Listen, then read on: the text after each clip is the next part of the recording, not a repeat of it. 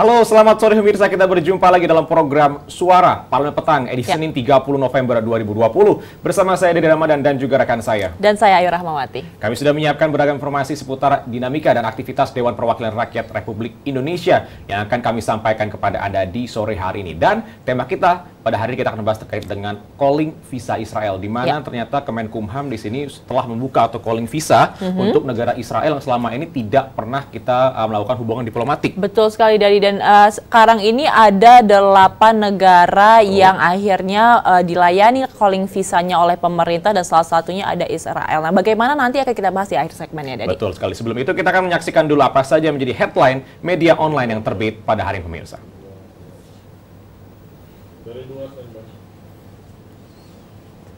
Siapa dulu? Gue dulu. Oke.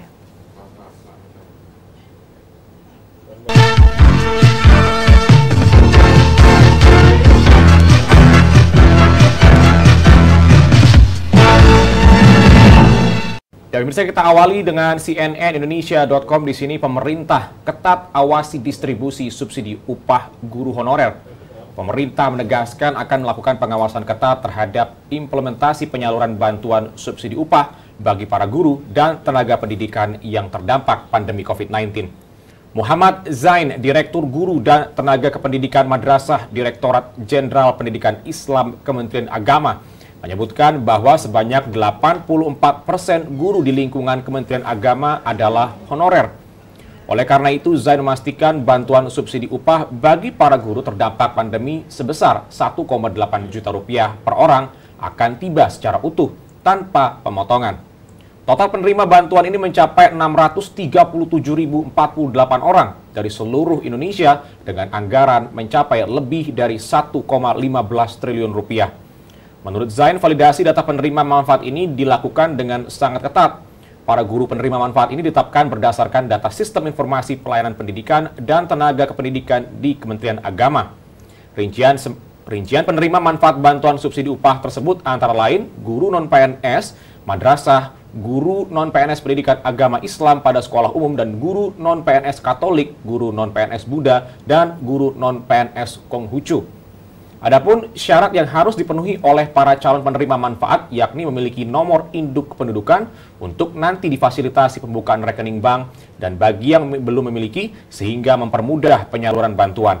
Syarat lainnya adalah tidak menerima bantuan subsidi upah tenaga kerja dan bukan penerima kartu prakerja serta berpenghasilan di bawah 5 juta rupiah dengan status non-pegawai negeri sipil. Ya, kita berharap dengan bantuan dari pemerintah sebesar 1,8 juta ini per guru dan tanpa potongan, kita berharap semoga dapat membantu perekonomian para guru honorer di masa pandemi, terutama di daerah 3T yang pasti sangat kesulitan selama masa pandemi ini. Pemirsa, kita beralih kepada berita yang kedua datang dari media Indonesia.com, tindak tegas para pelanggar protokol kesehatan. Penambahan kasus terkonfirmasi positif COVID-19 di Indonesia yang sudah mencapai 6.267 orang dalam sehari harus menjadi perhatian dari semua pihak. Bahkan dalam beberapa hari berturut-turut kasus positif selalu di atas 5.000 kasus. Penambahan kasus di beberapa daerah tersebut juga menyebabkan ruang di sejumlah rumah sakit overload. Untuk itu masyarakat hendaknya menjalankan protokol kesehatan termasuk secara sukarela untuk dites, ditelusuri kontak eratnya, serta bersedia menjalani perawatan atau karantina jika positif tertular virus corona. Para Satgas COVID-19 di daerah juga diminta jangan ragu untuk menindak masyarakat yang masih abai terhadap protokol kesehatan sesuai peraturan yang berlaku tanpa pandang bulu. Juru bicara Satgas Penanganan COVID-19, Profesor Wiku Adhisa Smito mengungkapkan kasus positif dapat terus bertambah apabila tidak ada langkah serius dari masyarakat dan pemerintah daerah dalam mencegah penularan. Penambahan kasus positif yang sangat tinggi ini karena masih adanya penularan yang terjadi di masyarakat. Oleh sebab itu, ia meminta dengan sangat kepada masyarakat untuk disiplin menjalankan protokol kesehatan, yaitu memakai masker, menjaga jarak, dan mencuci tangan atau dikenal dengan 3M. Sementara Doni Munardo menekankan bahwa 3T, yaitu tes, telusur, tindak lanjut, merupakan tindakan kemanusiaan dan non-diskriminatif, sehingga siapapun wajib untuk mendukungnya. Empati dan dukungan harus diberikan kepada para tenaga kesehatan maupun relawan yang berjibaku menjalankan penanganan kesehatan. Tentunya ini bukan hanya tanggung jawab dari para aparat keamanan dan juga aparat kesehatan yang tengah berjuang untuk melakukan dari pembersihan dari COVID-19 ini. Nah, ya, tentunya kita juga sebagai masyarakat yang baik dan juga warga negara yang baik harus bisa ikut membantu dengan cara melakukan 3M tadi ya, menjaga jarak, mencuci tangan dan juga menggunakan masker. Betul sekali, Dedi. Dan kita akan membahas terkait dengan headline media online selanjutnya dari antaranews.com. Di sini demi target 1 juta barel pemerintah agresif kejar data hulu migas. Pemerintah melakukan langkah agresif dan transparan untuk mengumpulkan dan membuka data potensi hulu migas dalam rangka mengejar target produksi 1 juta barel minyak per hari dan 12 miliar standar kubik gas per hari pada 2030 nanti. Penguatan kuantitas dan kualitas data ini diharapkan dapat menarik minat investor untuk menanamkan modalnya di sektor strategis ini. Sekretaris Jenderal Kementerian Energi dan Sumber Daya Mineral, Ego Syahrial, mengatakan pemerintah akan berkontrak dengan perusahaan-perusahaan geoscience internasional untuk mengumpulkan data hulu migas sebanyak mungkin. Ego mengungkapkan satu terobosan eksplorasi yang kami lakukan ialah penjajakan kerjasama dengan institusi riset atau survei internasional yang bertujuan meningkatkan kualitas data melalui reprocessing dan reinterpretasi dalam rangka penemuan giant recovery. Ego melanjutkan pemerintah akan mendanai penuh kegiatan survei seismik 3 dimensinya. Hasil seismik langsung dijual kepada kontraktor yang berminat pada blok tertentu dan pembelian data pengelolaan dilaksanakan secara mandiri. Mitra perusahaan geoscience hanya akan fokus mencari potensi migas untuk ditawarkan dalam lelang. Yaitu dia tadi adalah target pemerintah yang berusaha untuk mencapai 1 juta barel per hari untuk menarik minat dari para investor. Meskipun ini adalah target jangka panjang ya, masih tahun 2030 nanti. Tapi kita berharap semoga ini prosesnya akan lancar dan pastinya birokrasi dari investor ke Indonesia akan juga lebih lancar supaya nantinya akan menaikkan produk domestik bruto dari Indonesia. Betul sekali. Pemirsa, tadi sudah kita bahas kepada Anda headline media online. Nanti kami akan kembali lagi untuk membahas tajuk utama yang terkait dengan calling visa Israel. Selengkapnya sesaat lagi.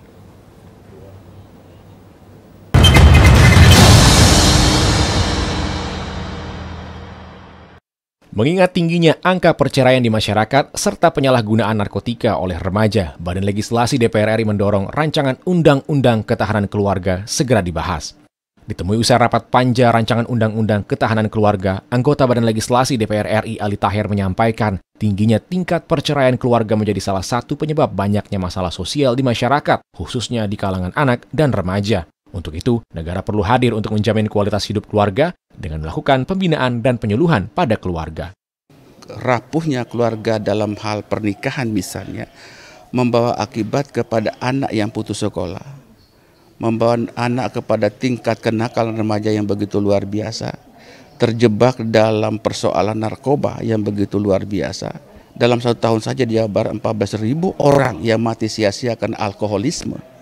Anggota Badan Legislasi Esti Wijayati meminta pihak pengusul dan anggota Badan Legislasi dapat mengkaji substansi dari undang-undang secara cermat, karena beberapa pasal di dalam rancangan Undang-Undang Ketahanan Keluarga sudah diatur dalam undang-undang yang lain yang terkait dengan keluarga. Untuk itu, lebih baik dilakukan revisi substansi undang-undang terdahulu daripada membuat undang-undang yang baru. Rancangan Undang-Undang Ketahanan Keluarga, karena memang dari sisi pasal-pasal yang ada di dalam rancangan ini, beberapa terkait dengan banyak hal yang sebenarnya sudah diatur di dalam undang-undang yang lain. Ada Undang-Undang Ketenagakerjaan, kemudian juga bicara soal BKKBN, mungkin perlindungan perempuan dan anak, dan yang lain-lain. Alda dan Rizky, TVR Parlemen, melaporkan.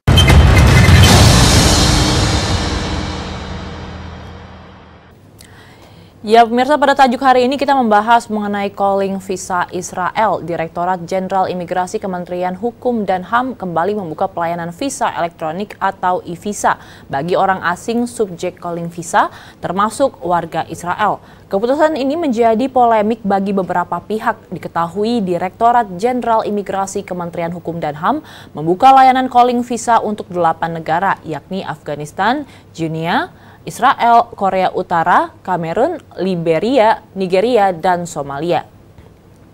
Anggota Komisi 1 DPR RI TB Hasanuddin mengatakan Indonesia tidak punya hubungan diplomatik dengan Israel.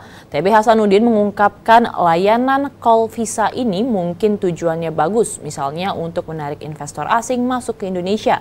Tetapi harus diingat bahwa Indonesia tidak memiliki hubungan diplomatik dengan Israel. Lebih lanjut, Hasanuddin menegaskan pembukaan visa call bagi Israel bertentangan dengan politik luar negeri Indonesia. Sebab hal ini dapat diartikan sebagai pembukaan hubungan diplomatik terhadap Israel.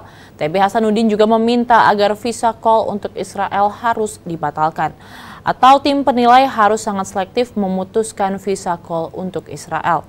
Anggota DPR RI Fadlizon menolak permintaan memberikan akses calling visa kepada Israel. Dia juga berpendapat dibukanya kembali calling visa bagi Israel merupakan tanda bahwa Indonesia tidak patuh terhadap Undang-Undang Dasar 1945. Fadli menjelaskan pemerintah dari konstitusi kita tidak bisa bekerja sama dengan penjajah atau kolonialis. Dalam hal ini termasuk Israel. Fadlizon menganggap jika pemerintah melakukan hal ini maka mereka melakukan penyelundupan secara diam-diam. Fadlizon juga meminta pemerintah agar segera membatalkan kebijakan calling visa terhadap Israel tersebut.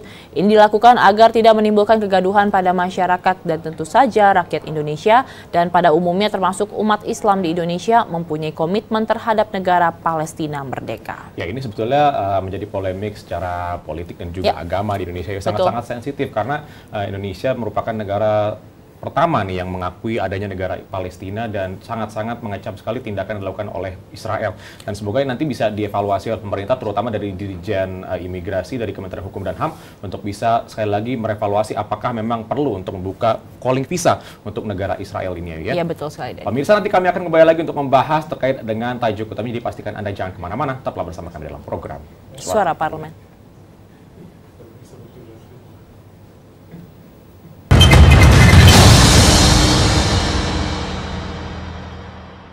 Virus corona menjadi perbincangan dunia. Beberapa negara sudah terjangkit. Ribuan orang di Indonesia terkena virus ini. Kita perlu antisipasi dengan melakukan hal berikut. Cuci tangan dengan sabun dan antiseptik. Gunakan masker atau penutup mulut saat bersin dan batuk. Masak telur dan daging hingga matang. Hindari kontak dengan hewan. Tidak saling berjabat tangan. Tidak berinteraksi dengan penderita. Jika memiliki demam tinggi, batuk, pilek, gangguan pernafasan, sakit tenggorokan, dan letih lesu, segera periksakan ke dokter. Waspada virus corona, cegah penyakit sejak dini. Dipersembahkan oleh TVR Parlemen, Biro Pemberitaan Parlemen, Sekjen dan DK DPR RI.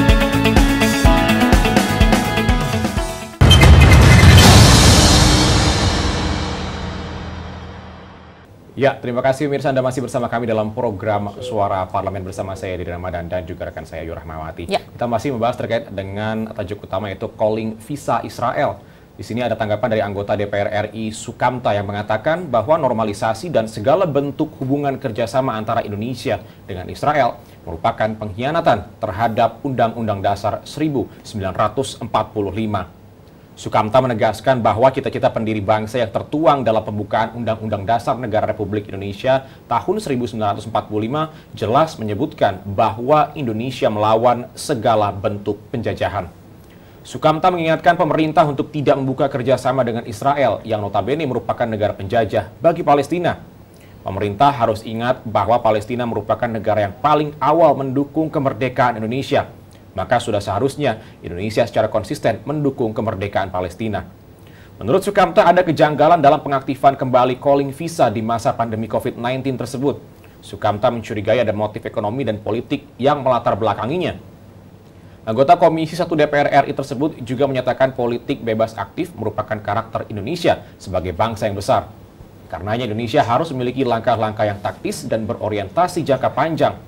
Politik bebas aktif berdiri di atas kepentingan semua negara, bukan memihak salah satu blok. Demi perdamaian dunia harus terus dijaga oleh Indonesia. Sukamta mengatakan saat ini Sudan, Uni Emirat Arab, dan Bahrain telah menormalisasi hubungan dengan Israel. Dampak dari normalisasi itu justru membuat Israel semakin ganas menghancurkan pemukiman Palestina dan membangun pemukiman Yahudi. Bahkan PM Israel Benjamin Netanyahu berjanji tidak akan menghentikan upaya mengambil alih tanah-tanah Palestina. Normalisasi ini langkah keliru yang mestinya Israel diisolasi supaya menimbulkan efek jerah. Ya, ini menjadi salah satu problem diplomatik juga antara bukan hanya Indonesia ya, tapi di seluruh dunia bagaimana Israel ini melakukan penjajahan kepada Palestina, dan pastinya ketika Indonesia dan juga pemerintahnya ini memutuskan untuk membuka calling visa untuk Israel, pastinya menuai pro dan kontra.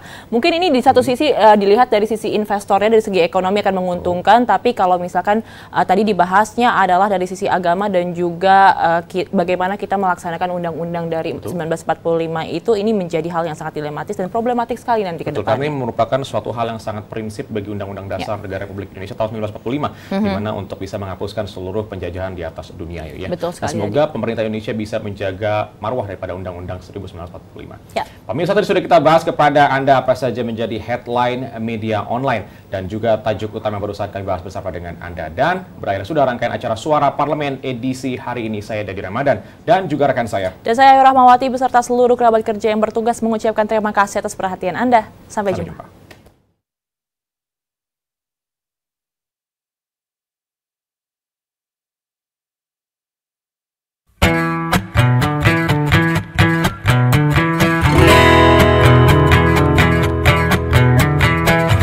Hari-hariku lewati hanya sendiri tanpa kekasih,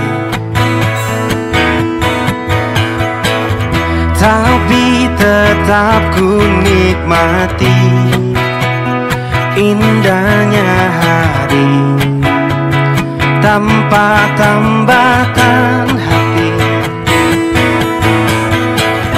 Aku ingin menjadi setitik awan kecil di langit bersama mentari. Walaupun ku sendiri, tapi aku masih ada. Masih ada cinta di hati. Kadang aku merindukan sentuhan wanita. Ingin ku curahkan semua hasrat di jiwa yang telah lama ku pendam. Oh, oh. Aku ingin menjadi setitik awan kecil di langit bersama mentari. Walaupun ku sendiri, tapi aku masih ada. Masih ada cinta di hati.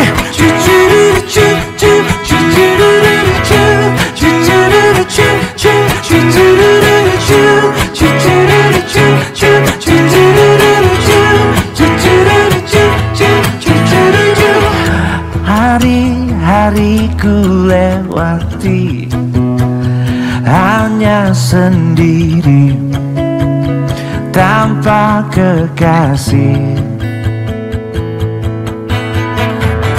Walaupun ku sendiri,